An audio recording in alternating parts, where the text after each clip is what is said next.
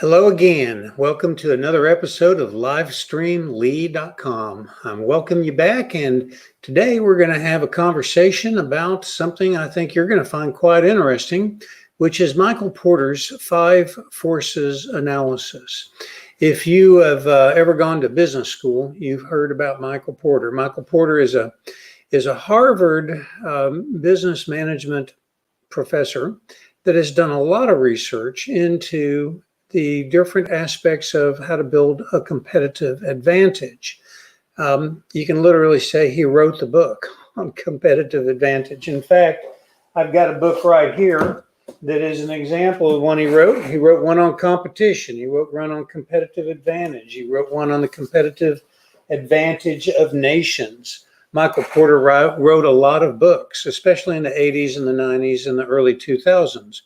Now he's a $5,000 an hour consulting strategist and still as a professor at Harvard. So the 5 forces analysis is an important paradigm if you're in the world of business to understand, because it provides you with a unique way of thinking about the business you're in and the business that you're thinking about getting into. But before we dive into that, I want to talk to you about a guy named Bob Hampton. Bob is a business financial planning specialist. I don't know about you, but it seems to me like Christmas is coming faster every year. And at some point in time, I'm going to want to retire. And if you're like me, most of your wealth is tied to your business. And that's where Bob Hampton comes in. Bob is a CPA, a financial advisor, and a business financial planning expert. Bob's job is to help you find the maximum value in your financial assets, your business in particular, and help to make sure that when you do retire, if you want to go smell the roses, you have the money to buy some nice roses. If you want to travel to somewhere exotic and smell the roses there, then you can do that. Or if smelling the roses isn't your thing, you have the money that you need to have to be able to retire the way that you want to. If you're interested in talking to somebody like Bob, Bob's a great guy. And if you'll go to LiveStreamLee.com, you'll see a link there for Bob Hampton. Click on that link and you'll be able to get directly in touch with Bob, and he can give you some ideas for how to plan for the exit of your business. Now, LiveStreamLee.com, when you get there, not only can you click on a link for a variety of different information, but you can click on Join My Community, and I highly recommend that you do that. When you join our community, you get a whole suite of digital marketing tools. You also get access to documents that we talk about and slide decks that we share on the LiveStreamLee live stream. But you also get the ability to tell us about the company and that you have and the services that you offer. And we're going to do what we can to help people find you. We have a directory and a variety of other tools to help people connect. It's kind of like LinkedIn, but different. And if you'll tell us about your business, we're going to do what we can to help you make connections with people that are looking for the kinds of services that you offer. And we are currently talking about 5 forces, and we'll be talking about the 5 forces analysis process again on Thursday this week, on Thursday the 25th. And then on Wednesday, we're going to be continuing our conversation on revenue models, which are part of the business model complex, if you will. And we're going to be talking about the importance of recurring revenue versus non-recurring revenue and how you can strategize to maximize the value of your business. So those are a couple of things that we have coming up. So today we're going to be talking about 5 forces analysis. And just so that you can kind of see where this fits into the overall process of planning for and starting a business, generally speaking, you're going to, when you think about starting a business, it starts with formulating a concept, coming up with an idea that you think you found for a niche, for a service or a product and people that need it. And before you go out and spend a bunch of money starting your business, you want to do some, go through some analytical and testing processes. And there's a whole series of things that you're going to want to do. One is called a feasibility analysis, which includes a 5 forces analysis. Another is a SWOT analysis, also a value chain analysis. You're going to want to do a highly defined business model, and then you're going to want to test the market. While you're planning to get to the test the market phase, you also need to go through the process of preparing a financial feasibility study to see whether or not that the business makes sense from a financial perspective. And then if all of those things come together, you prepare a business plan, raise whatever capital that you think you're going to need, and then execute on the launch. Today, we're going to do a deeper dive, or start the process of a deeper dive into understanding the 5 forces analysis paradigm. And again, this was something that was actually brought to the mind of the public through Michael Porter's seminal book on competitive advantage back in the mid to late 80s. 5 forces analysis talks about the 5 fundamental forces that apply to any industry. And Porter boiled them down to the following things: the threat of new entrants, new people coming into the industry. So the threat of new competition coming in. The threat of substitute products, whatever product or service you're offering as a member of an industry providing products or services, there's always competitors. And so there's a threat that your customers will choose to get an alternative to your offered products or services. Then we talk about the dynamics of the buyer and the supplier. The buyer and supplier for your company, the suppliers to your company and the buyers of whatever products or services you offer. There's the dynamics of what kind of bargaining power do they have relative to you. So obviously you are a buyer of some things and a seller of others. So we're going to look at the bargaining power of your customers relative to your business, and the bargaining power of your business relative to the suppliers that you do business with. And then finally, we wrap all this together into an overview of the intensity of rivalry that exists within your industry. The intensity of rivalry is an indicator of how much you're going to have to spend in the way of time and money to be able to eke out a competitive niche and and generate a profit. The intensity of rivalry will impact how profitable your business is able to be in that particular industry. Some industries have high levels of rivalry and others have lower. Some industries have peak periods of time when there's intense rivalry and periods of time when there's less. So understanding the dynamics of all of these different forces and how they impact the desirability or attractiveness of a particular industry for you to get into, or to understand the dynamics that you're confronting after you've already gotten into it. That's what the 5 forces analysis process is all about. Okay, so let's go ahead and work through these one by one, pretty much in sequence. Let's talk about the threat of new entrants into the industry. Now, of course, what we're talking about is new competitors coming into the industry. And there are a number of things that will attract or impact the degree to which new competitors are attracted into the industry. And the first is the rate of growth. I remember back to the time when I started a dial-up internet company in the mid-90s, 1995. Now, in the summer of 1995, when we started our company, there were about 1,500 internet service providers in the entire United States providing internet service. As it turns out, by the time we got to the point where we did our IPO, there were over 5,000 internet service providers in the United States. So during that 4 or 5 year time frame, there were a lot of new competitors coming in. Well, one of the things that attracted so many competitors was the rapid growth of the industry. There were so many people that wanted to get into or onto the internet. They wanted to get their computer connected, that there were way more people wanting to get on than any one company could possibly service. And so there was a plethora of people entering the industry purely because of the rapid growth of the dial-up internet industry. Now, another thing that will attract competitors is if the industry has a high level of profitability.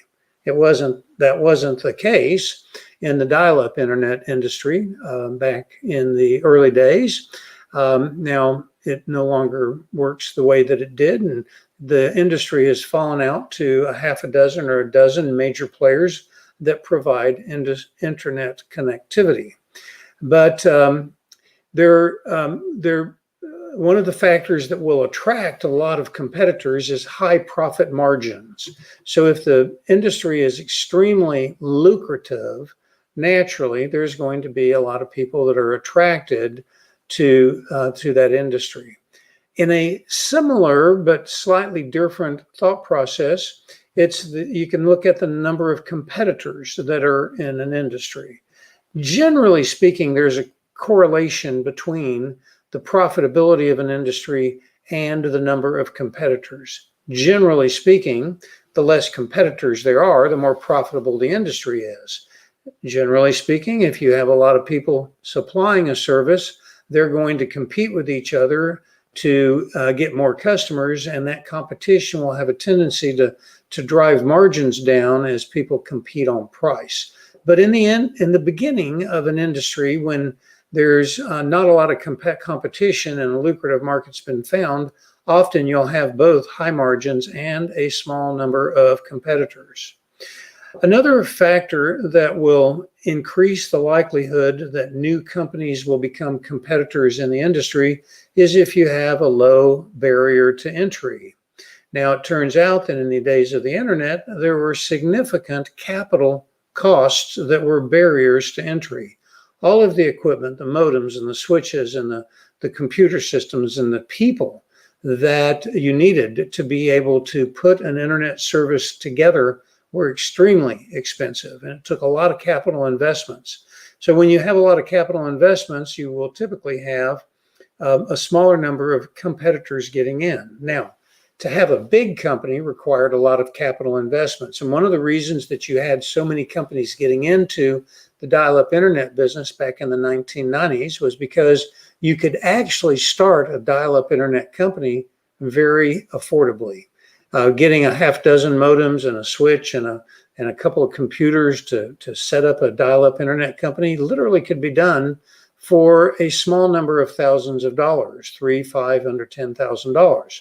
Now, you couldn't have a very big company that way, but you could get in the business. And so when I said that there ended up being over 5,000 internet service providers and by the year 1999-2000, the vast majority of them were very small. They only had a few hundred modems, a few hundred customers, maybe a few thousand customers. Only a few of them became large.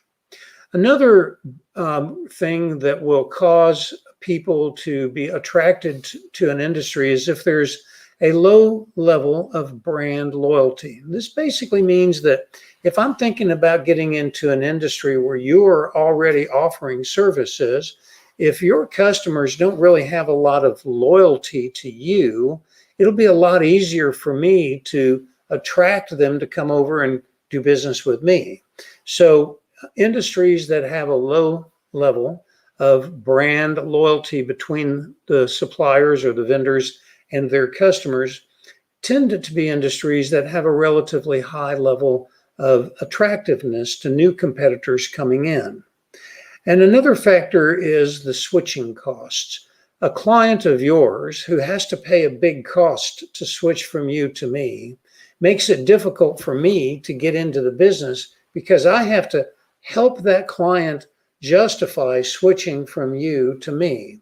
So if there's some unique interaction or unique value relationship that exists between your company and the client that you have, it's going to be harder for that client to justify switching and moving away from your company to me. It's going to be harder for me to create a value proposition that's strong enough to attract your client.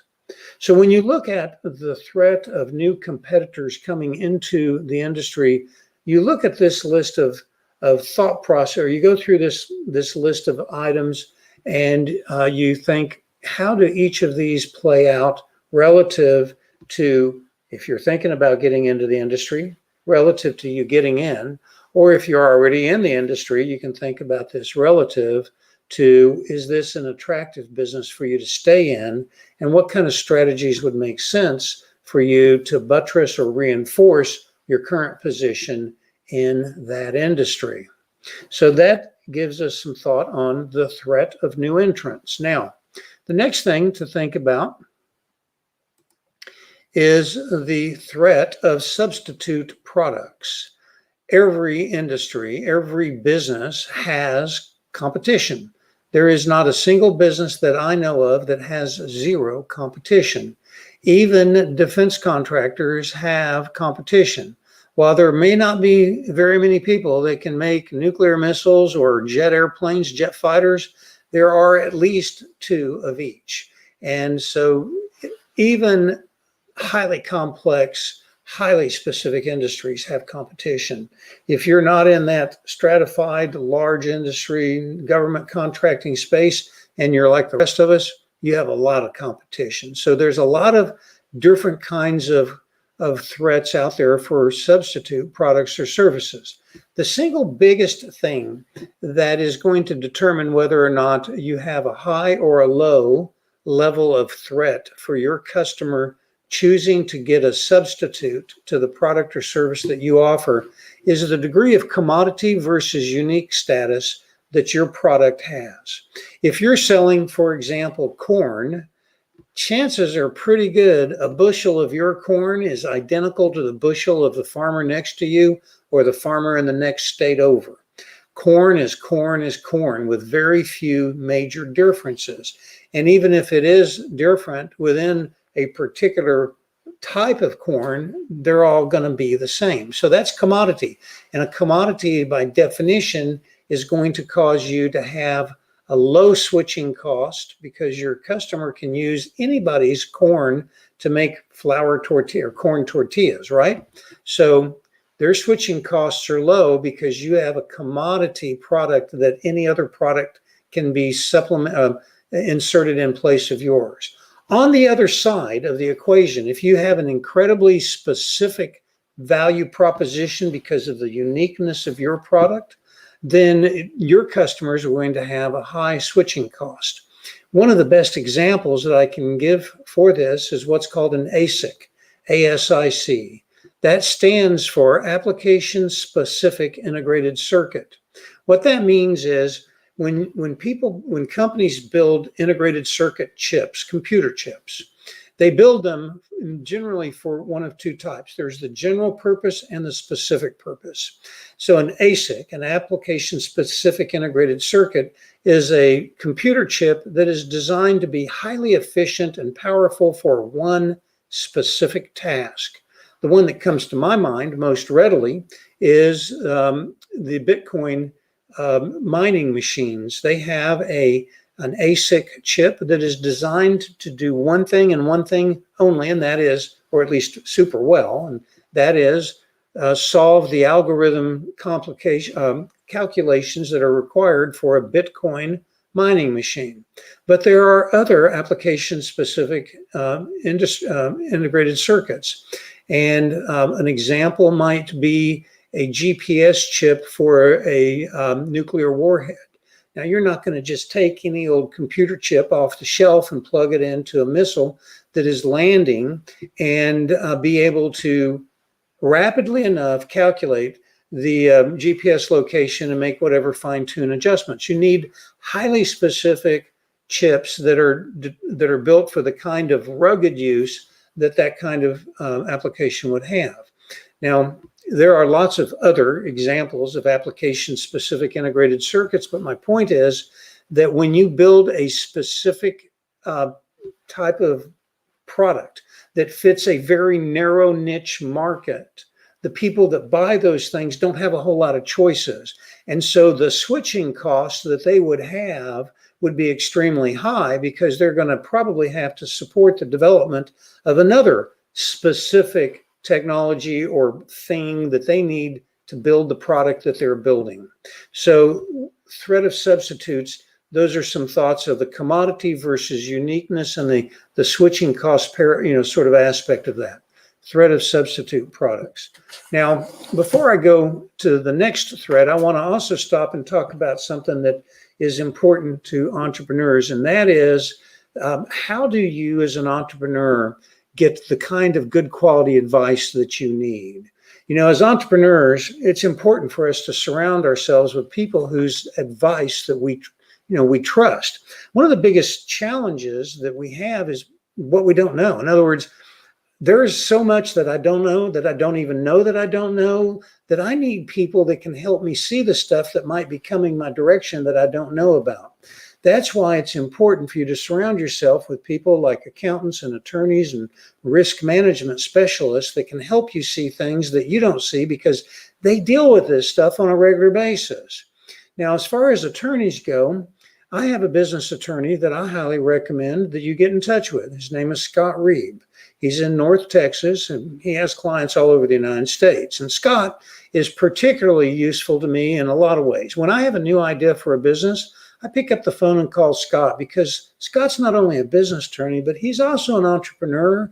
And so he understands what the journey is like, and he has a particularly good mind for evaluating business ideas. So when I come up with one or somebody comes to me with an idea, I'll bounce it off of Scott to see if he can think of something that I didn't think about.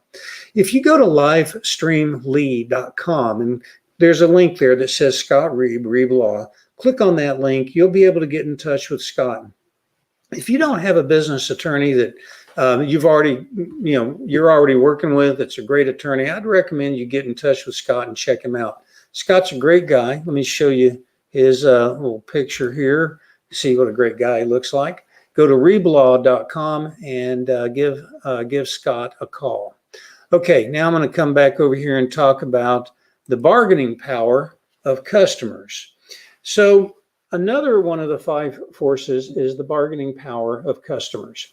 And this basically relates to when you sell a product to somebody, how much leverage do they have over you?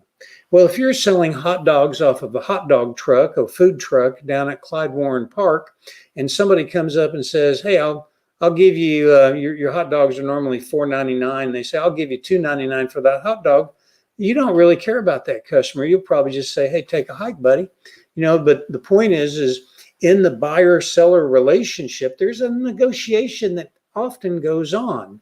And so the things that impact the negotiation power of the buyer when you're selling is what kind of volume do they purchase? If they're buying 1 hot dog, you're not going to give them any kind of discount. If they're buying 2 dozen hot dogs, you might give them a little bit of a deal. If they're buying 1,000 hot dogs a day, you might cut an even better deal. So the volume that a buyer is purchasing is going to impact the degree of which, how much negotiating power they have. Is your product a commodity or a unique product? So if you're selling something like corn, you have no negotiating power because there's nothing unique about your product. On the other hand, if you're selling something highly specific like an ASIC, then you're going to have a lot more negotiating power. If your buyer doesn't have a lot of switching costs and can switch from your product to any other vendor's product, you don't have as much negotiating power. If your customer has a lot of profitability, then they're going to have a lot more negotiating power relative to you because they're going to have margins that they can work with. If the quality of your raw materials or your product in your customer's end product is critical, then they're going to have less negotiating power relative to you. If your product is not critical to the quality of their product, then you're going to have less negotiating power than they do. And you're also going to have to look at the threat of backwards integration. If they definitely need what you have and you have high margins because you can command a high margin because they got to have what you have, you always have to be a little bit concerned about whether or not they need to get into your business to save themselves the headache of dealing with you. So if you try to hammer them too hard on their pricing and don't give them the ability to make a good profit margin, then they may decide that they need your margin and they may backward integrate into your business, cut you out as a supplier, and and just basically stop doing business with you. So those are all considerations that you have to have in your mind when you're dealing with your customers. And the flip side of that is exactly the reverse when you're dealing with your suppliers. How much volume are you purchasing? If you're a little tiny piece of their big business, then they're not going to be very concerned about negotiating with you, because if they lose you, it doesn't impact them. If they have a commodity, they're not going to have much negotiating power because you can switch easily. If they have something you've got to have because it affects your profitability and your quality control, or your ultimate quality of your product, the critical, then you're going to have to deal with them.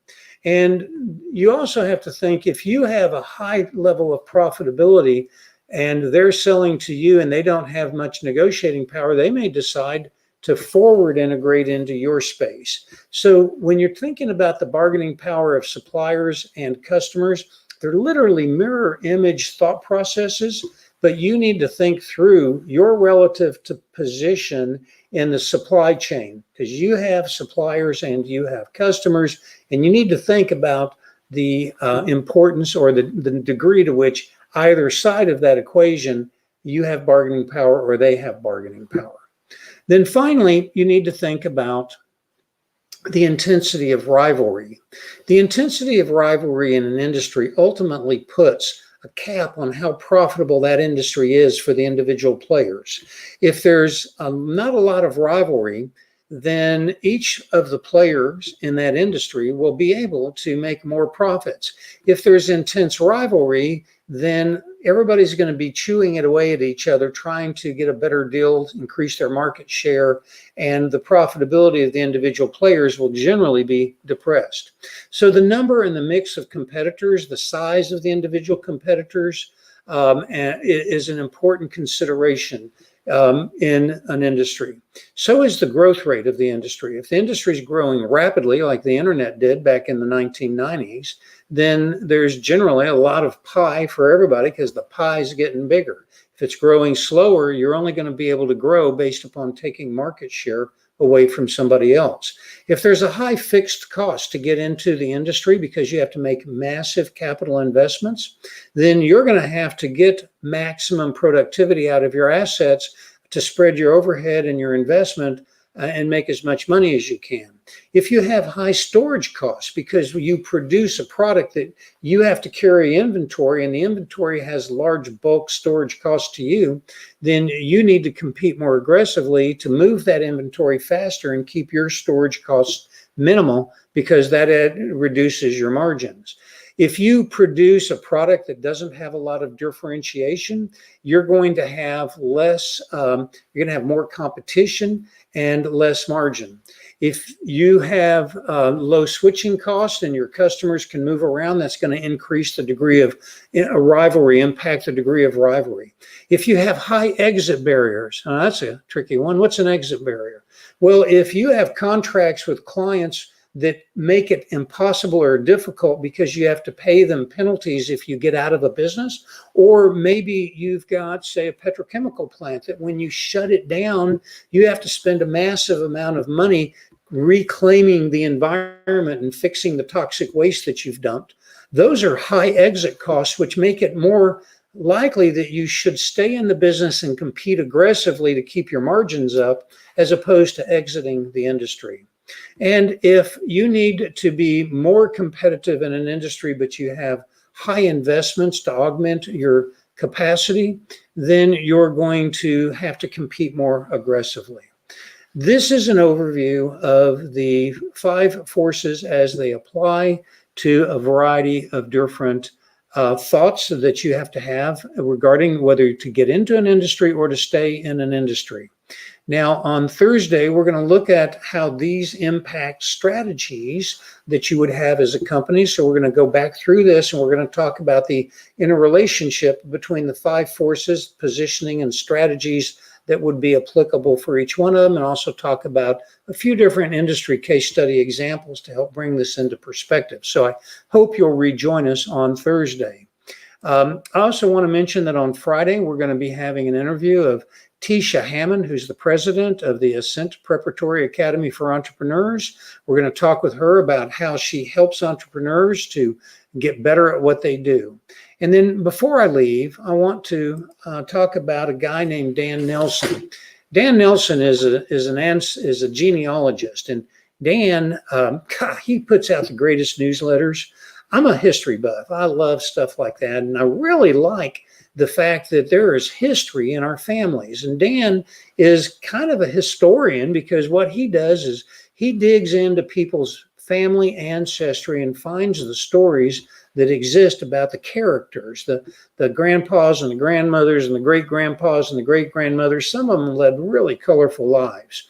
Dan publishes a newsletter twice a month, and I look forward to getting it. Now, I get a lot of newsletters. You probably do too. Some of them I never even asked for.